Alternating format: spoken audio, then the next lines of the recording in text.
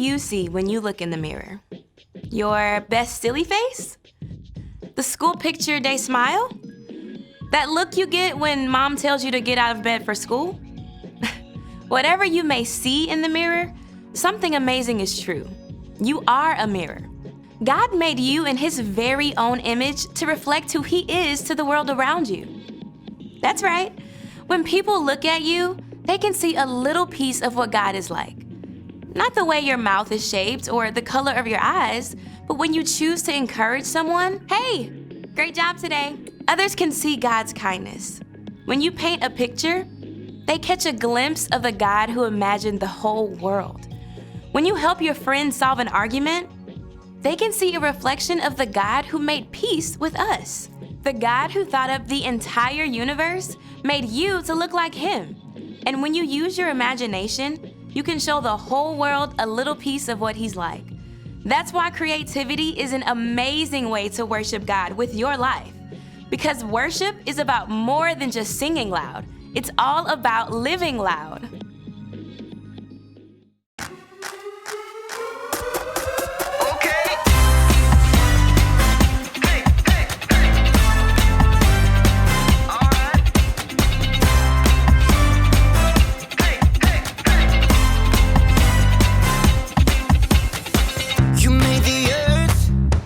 Spinning. You made the ocean and everything in it, and you made the sky so blue, and you made every other color too. You made the sun, you keep it shining. You put the moon up in the midnight sky, and everything around me created by you only. I just wanna thank you, 'cause everything you made is so beautiful. Every single star and every beat of my heart, and it's beautiful.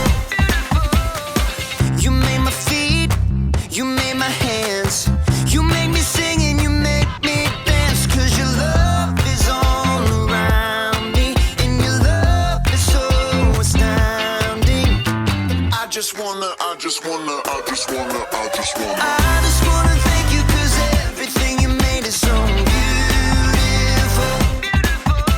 Every single star and every beat of my heart, and it's beautiful. Here we go, break it down now. Everything you created with your imagination is wonderful and good, wonderful and good. You're my inspiration beyond all explanation. You're wonderful and good, you're wonderful and good. Everything you created with your imagination is wonderful and good, wonderful and good. You're my inspiration beyond all explanation. You're wonderful and good, you're wonderful and good. I just wanna thank you, 'cause everything you made is so beautiful. Every single star and every beat of my heart, and it's beautiful. I just wanna thank you, 'cause everything you made is so beautiful. Every single star and every beat of my heart, and it's beautiful.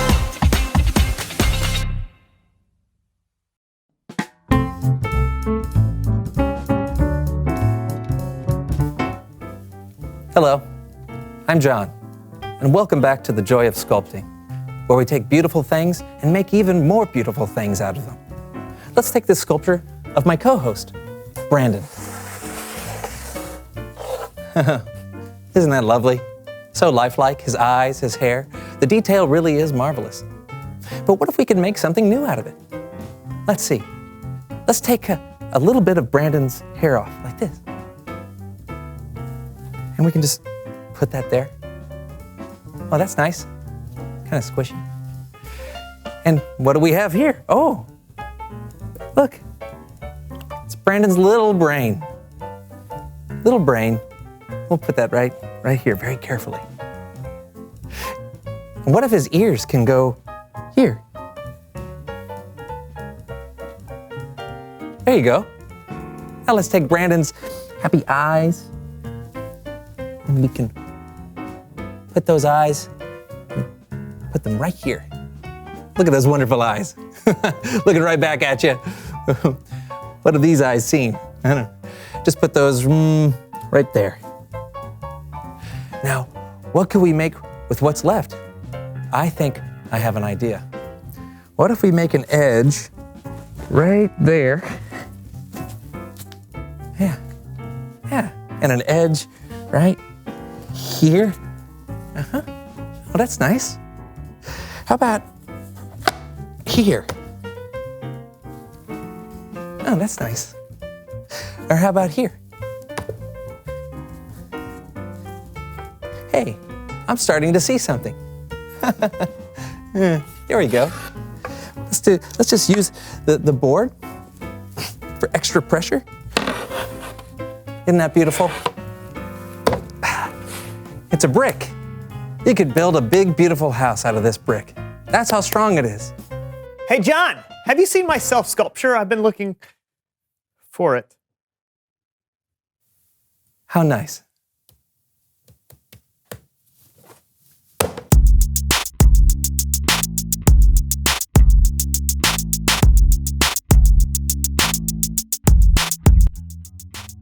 Hello, everyone. I'm Brandon. And I'm John, and welcome to The Show. Well done. Yeah. High five. Oh, that was close.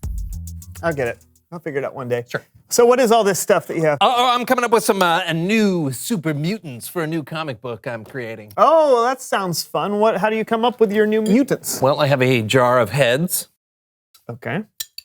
a jar of creature bodies, and a jar of superpowers. Oh, and you what? Do you just draw them out? Sure. One I'll by show one? you. Watch this. Oh, I got a horse head. All right. And I'll just take this one. T-Rex body. Look at that. Cool. And a superpower is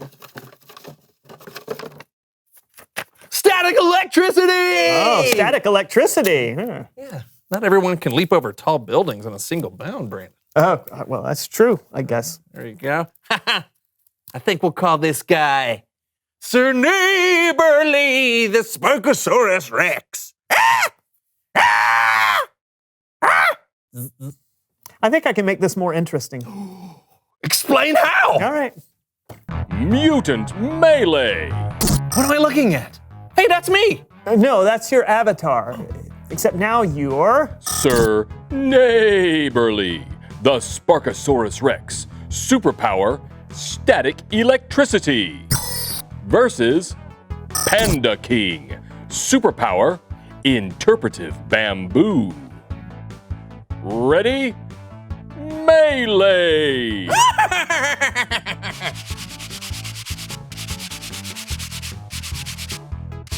It's working. Static electricity. Ow! Ow.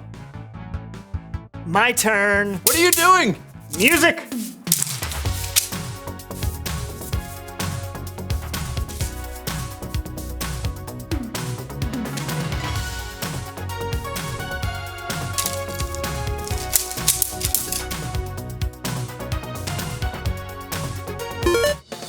Winner!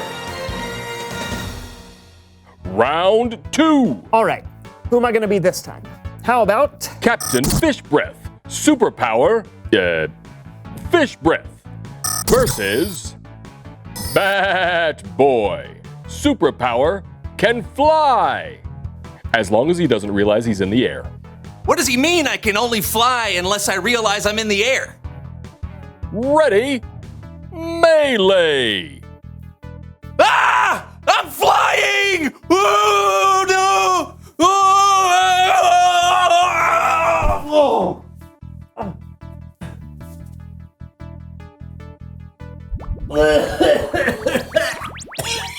Ow! This is a video game. I shouldn't be able to smell it. Oh, that's terrible. Winner!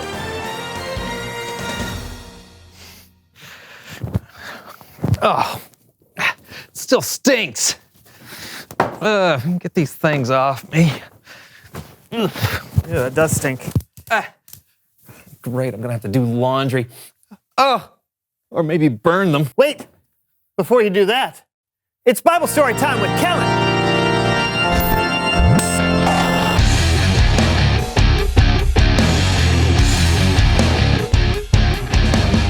Hey, everybody. What's up, Kellen? Not much. Say, what do you got there? Laundry from our game of Mutant Melee. Cool. Do you mind if I use it for the story? Oh, sure thing. Thanks. Our story starts with the very first verse of the very first chapter of the very first book of the Bible. Genesis chapter 1, verse 1. In the beginning, God created the heavens and the earth. The earth didn't have any shape. There was darkness over the surface of the waves. The Spirit of God was hovering over the waters. God said, "Let there be light," and there was light. God saw that the light was good. He separated the light from the darkness and called the light day and the darkness night. How's that for a beginning? And that was just day one. On the second day, God made the sky. God said, "Let there be a huge space between the waters." And that's exactly what happened. And God called the huge space sky. That was day two. But it was the next day when God's creativity really took root. God said, "Let the water under the sky be gathered into one place. Let the dry ground appear." God called the dry ground land. Then God said, "Let the land produce plants," and trees and plants and flowers sprung out of the ground. And God saw that it was good. That closes the book on day 3. But God wasn't finished. He had a whole sky to fill. God said, "Let there be lights in the huge space of the sky." And so the stars were created. And then God made the moon to rule over the night. He made the sun to rule over the day. And God saw that it was good. Day 4, boom, sun, moon, and stars. Without them, we wouldn't know what time of day it was. Think about that. Okay, stop thinking. Things are about to get wild. God said, "Let the seas be filled with living things." So God created every kind of living thing that fills the oceans. And God said, "Let birds fly above the earth across the huge space of the sky." And then God created every kind of bird that flies. And God saw that it was good. That was the 5th day. But it was the 6th day when God made his masterpiece. And I'm not talking about the platypus. God said, "Let the land produce every kind of animal: cows, horses, chickens, bugs, snakes, mice, rhinoceroses, orangutans, platypi," and it was all good. And then God said, wait for it, "Let us make human beings." Watch out, world. Here we come. So God created human beings in his own likeness. He created them as male and female. And God told them to take care of the earth and all that was in it. This was day 6. On the 7th day, God rested from all his work. But before he did that, he took a good look at everything he had created, and he saw that it was very good. The end. That was incredible. It really is incredible when you think about all the things God created. I mean, whether it's a huge planet in space or a tiny little eyelash. Like, oh, Ow. make a wish. No, you are so weird. What? Get that away from me. Yeah, there's really no limit to God's creativity. You can find it anywhere. I found it sitting right next to me. Aww. Thanks for the story, Kellen. You got it. See you guys next time. Later. See ya.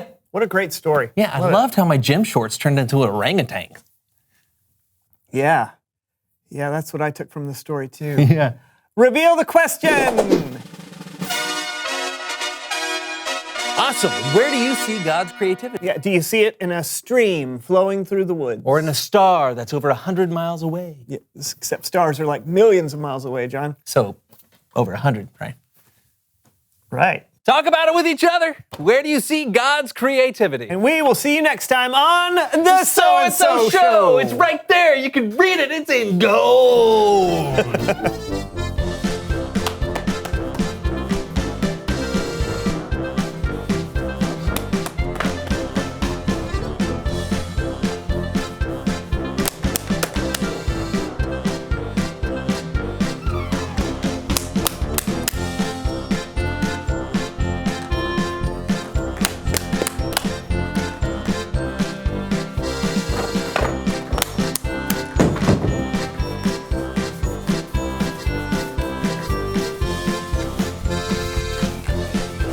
No,